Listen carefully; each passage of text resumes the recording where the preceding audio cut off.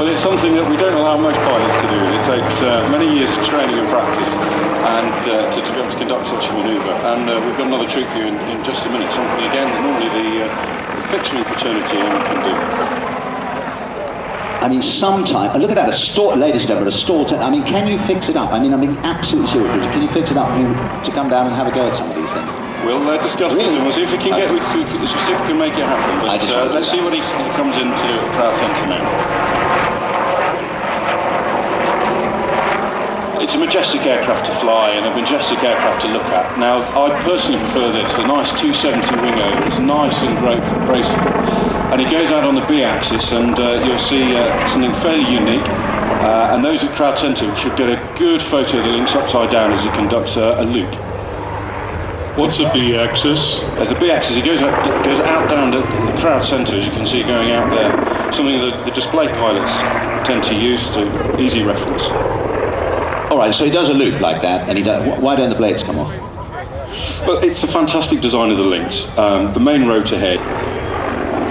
Extraordinary, absolutely extraordinary. Very clever there, yeah.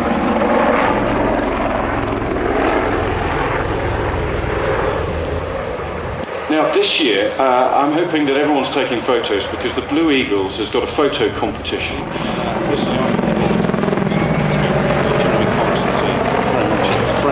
And he can't get enough of this. I think it's brilliant. Such a wonderful aircraft. It's the serious, I guess it's the serious hooligan's tool, the demon machine. I mean, having said that, it's got a lot of armament on it.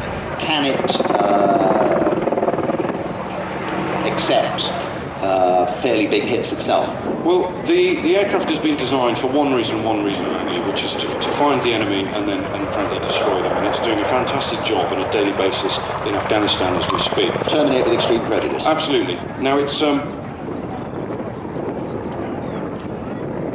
designed very much for crew survivability in mind. It's got a number of features to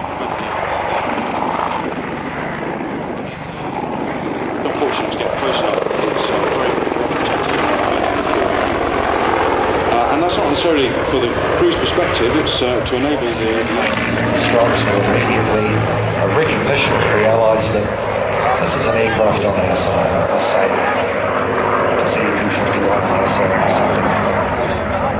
It was a war winner. This was the first aircraft that could fly from England to Berlin and back again on a tank of gas, 8 hours. Tremendous range, strength.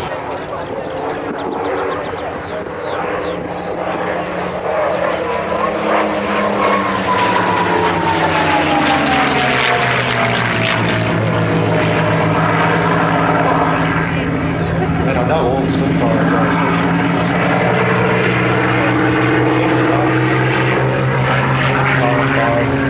Alex Henshaw's and joint service with 222 Squadron that has a combat.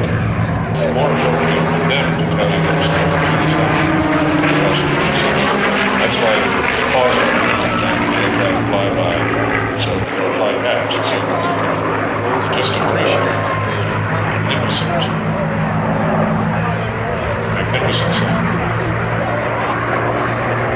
Pulling a lot of G's there coming back around and flying in brilliantly close formation. Like a choppy nickel.